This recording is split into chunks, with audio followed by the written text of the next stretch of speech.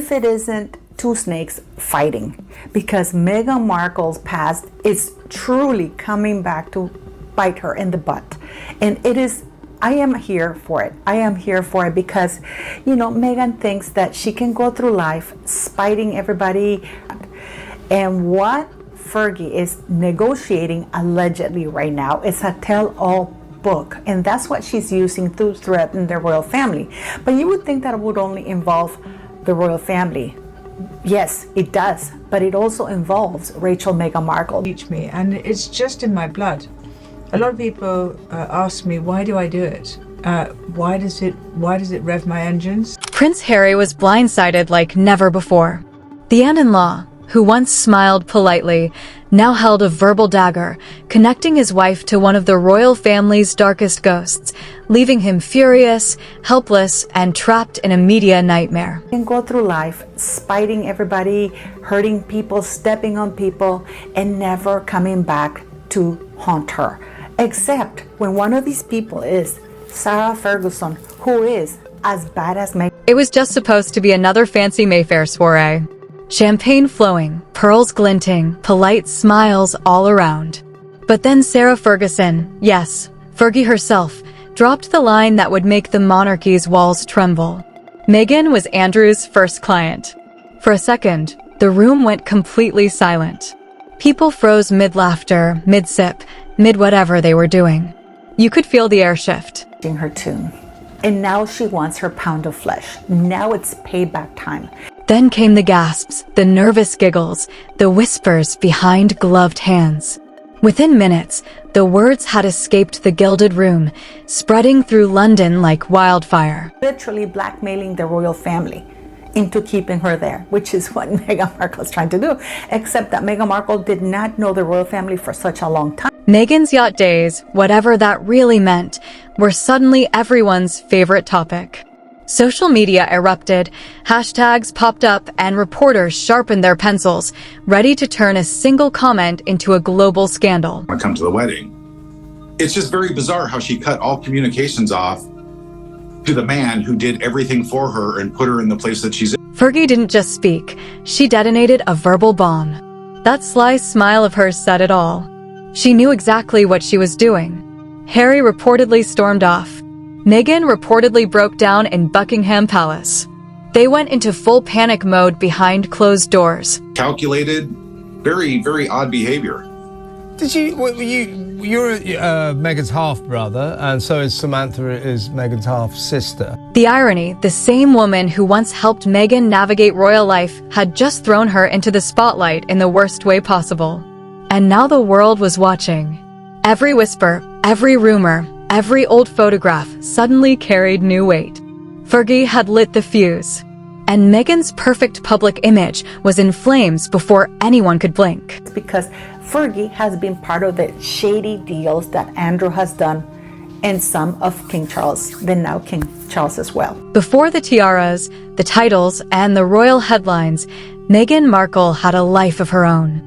And some say it was flashier than she lets on. Hollywood wasn't exactly handing out lead roles, so Meghan knew how to work the room, charity galas, exclusive Soho House events, and yes, those infamous yacht parties. Meghan saying, hey, you need to help me out. I need to go because Fergie's, according to certain sources, ready to leave the United Kingdom. She hates it there. Word on the street, these weren't just casual meet and greets in those sparkling, sun-soaked settings. Deals were made, reputations were traded, and everyone who was anyone rubbed elbows. And serves her no purpose. Does that sound familiar? Fergie saying, oh, you know what? I'm done. I'm done. Why? Because now she no longer has the use of the title. That's very, very Meghan Markle. That's what's going to happen. Fergie's comment, first client. A casual remark, or maybe a razor-sharp dagger, but suddenly Meghan's past was in the spotlight. The phrase revived old whispers about the yacht days, turning networking photos into evidence in the court of public opinion. Because Ron Burkle is firmly helping the royal family. He's very good friends with the king.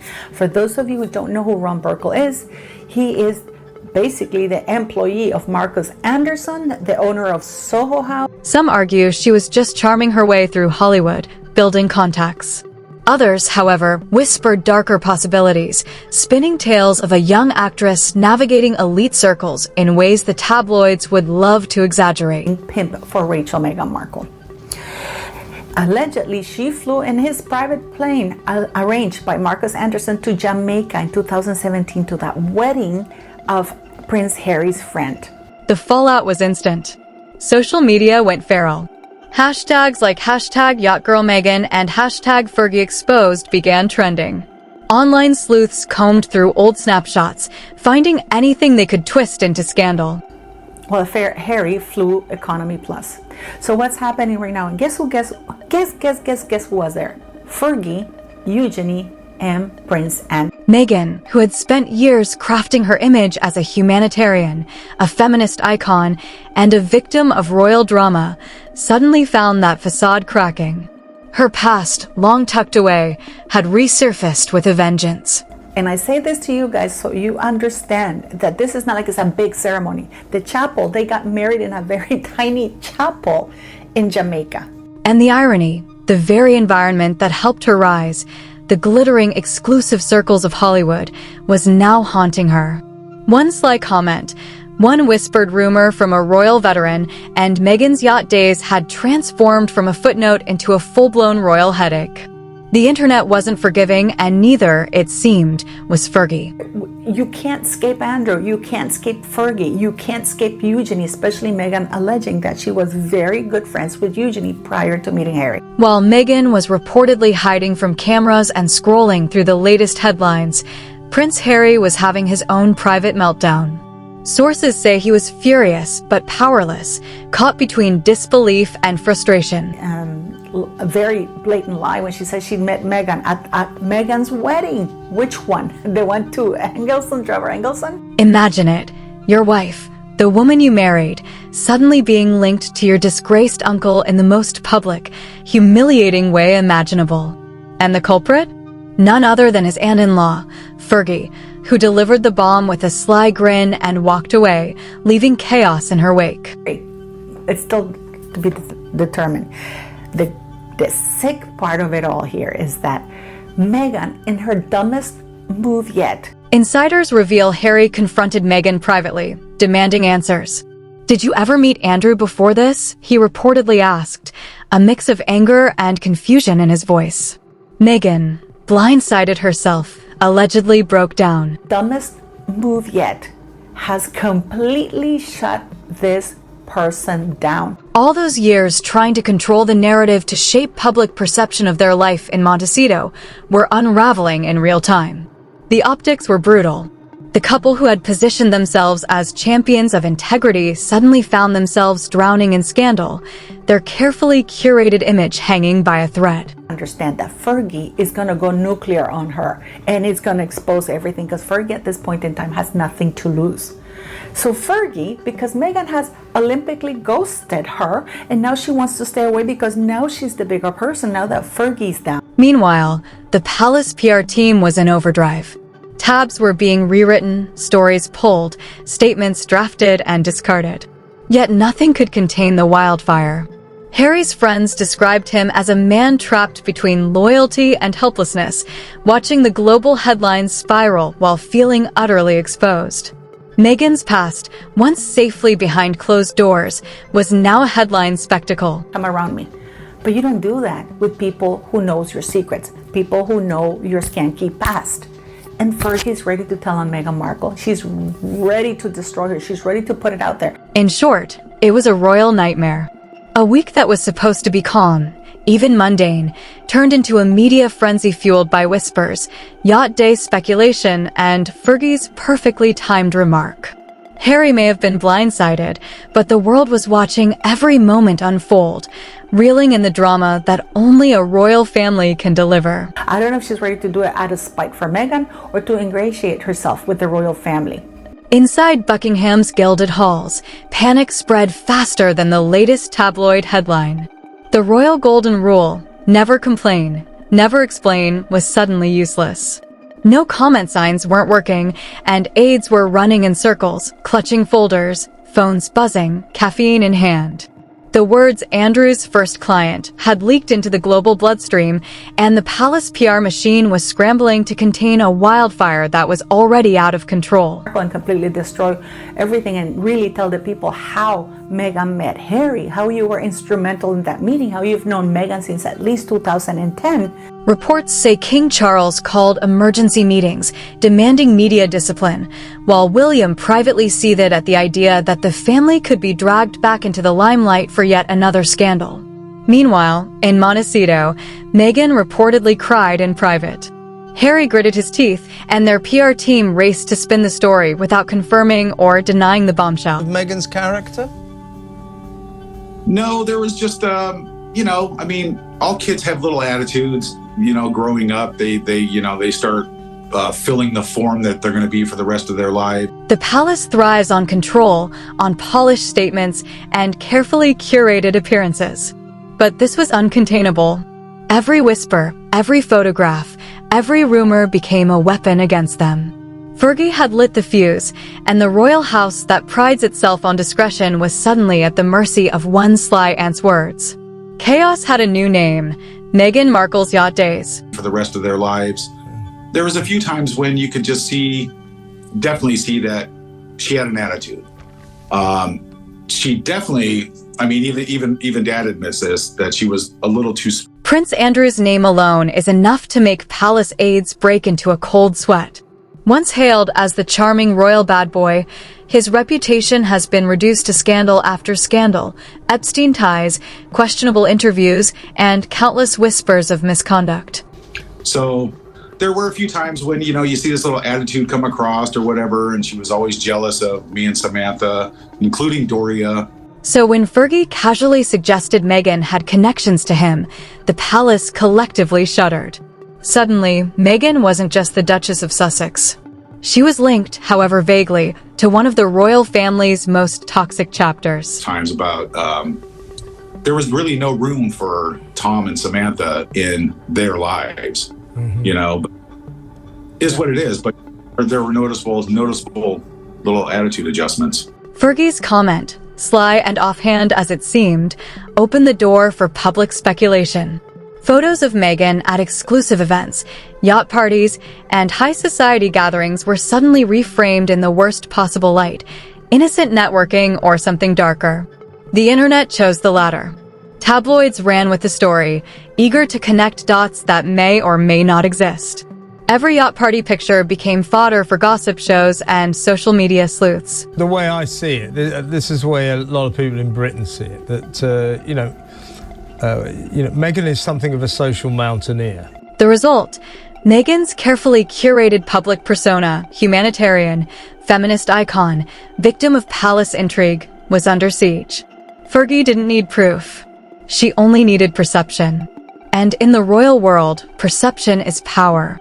By connecting Meghan to Andrew, Fergie had created a storm that neither palace PR nor Hollywood experience could fully weather. Suddenly, Meghan's past wasn't a private chapter. It was a public spectacle. Your dad, they don't fit into her picture of herself now. Now she's the Duchess of Sussex, a part of royalty. And somehow or other, you people... Why no? Why Fergie?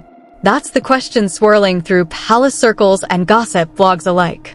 Some say it's revenge, a quiet payback for being exiled from the palace spotlight while Meghan was celebrated.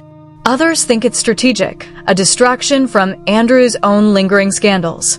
And then there's the simplest theory: Fergie just loves the drama.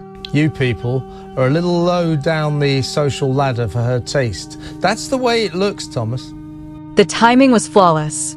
Meghan's team had been working hard to soften her image with lifestyle interviews, family-friendly projects, and a Hollywood to Montecito rebranding. One line from Fergie, and all of it crumbled. Royal insiders described Fergie as smug but surgical. She didn't confirm a thing, but she didn't deny a thing either. That's Fergie's genius. She hands the tabloids just enough to chew on while pretending innocence. Not like that. We're not cold, evil-souled people who just disown everybody like it's a pair of dirty socks. Meghan was left scrambling, trying to clean a stain she didn't anticipate. Whether Fergie's motive was revenge or simply a reminder that she still matters, The result was the same. Meghan's past, once safely tucked away, was now front-page news. And the monarchy watched in panic as one sly ant reminded everyone that she could still pull the strings even from the shadows. Because I've never been that person. I treat everybody in life as though I want to be treated, with class and respect and dignity and honesty. In Montecito, the storm hit hard. Meghan reportedly canceled appearances, avoided cameras, and broke down in private. Friends say she was shattered, struggling to reconcile her curated image with the sudden eruption of Yacht Day gossip. Her team tried damage control, claiming Fergie was misquoted or taken out of context, but nothing could stop the headlines from multiplying. And Meghan's the oddball. She's cast out, and actually, I think we've all come to the agreement that every outlet dissected her past. Old Suits colleagues were rounded up for commentary. Social media was relentless, spawning hashtags, memes, and viral threads. Meghan, who had spent years shaping herself as a feminist icon and palace victim, now faced a new, unflattering narrative. The woman with a mysterious yacht girl past the royal family might have preferred forgotten. Be a Netflix deal or a canceled Netflix deal. Yeah. So you're watch this space. Watch this space. Harry, distraught, tried to calm her, urging her to ignore the frenzy, but Meghan isn't one to take humiliation lightly. Behind the Montecito mansion's manicured gates, there were arguments, tears, and long silences. Their sanctuary felt more like a gilded cage than ever. For a couple obsessed with controlling their own story, this was the one narrative they couldn't manage. Should she approach you for some kind of reconciliation, some kind of rapprochement, you in the Markle family, you and Samantha and even your dad would be pretty suspicious. You'd be... As Meghan's scandal spiraled, Buckingham went into full alert. Senior royals were reportedly furious, not just at Fergie, but at the damage she had unleashed. "This isn't gossip," one aide said. "This is dynamite." King Charles demanded media discipline. William insisted on complete distance, but the words had already escaped into the public. Maybe to go down that route? For what she's put my father through, Kevin, I wouldn't let her within 10 feet or 50 feet of my father. Fergie's remark had legs, and the media ran wild. Every newspaper, podcast, and commentator dissected the Yacht Day narrative. For a monarchy striving to modernize, this was a throwback to the darkest, most chaotic chapters. The royal PR team faced an impossible choice: defend Meghan and appear complicit, or stay silent and look cold. They chose silence. And in that quiet, rumors roared even louder. Aside and not allow that, and to allow it, then I would respect his wishes, because he's been through a lot and he doesn't The palace had survived affairs, abdications, divorces, but this was different. A war had begun within the family, subtle yet savage. And the first shot was fired by Sarah Ferguson with perfect timing and maximum effect. The monarchy had never felt more exposed. I know, I'm a journalist. I know the way the press works. Now, as I understand it, the beginning of Meghan's, alleged fury at your father. By the time the headlines cooled, the damage was done. Meghan's reputation had taken a hit. Harry's silence spoke volumes, and Fergie was once again in the spotlight. The royal family had learned a harsh lesson. The most dangerous enemy isn't the press, it's one of their own. Some photographer turned up in Rosarito in Mexico. The phrase "Andrew's first client" lingered, haunting conversations, dinner parties, and palace corridors alike. True or not, it didn't matter. In the royal world, perception is everything. Fergie had reminded everyone that even in exile, she could shake the crown with a single line. Pictures, trying on suits and things like that, ready for the wedding. Now, what I would say about that is, why is your dad supposed to be an expert in the way the media work? Meghan learned that royal ghosts never truly disappear. They resurface when you least expect them. For Harry and Meghan, the Montecito mansion no longer felt like a sanctuary, but a gilded cage shadowed by whispers of the past. And the firm realized that no amount of PR polish could control the chaos unleashed by family. The monarchy's lesson was clear: power isn't just about titles. It's about knowing when and how to wield a whisper. And Fergie had just done it with devastating precision.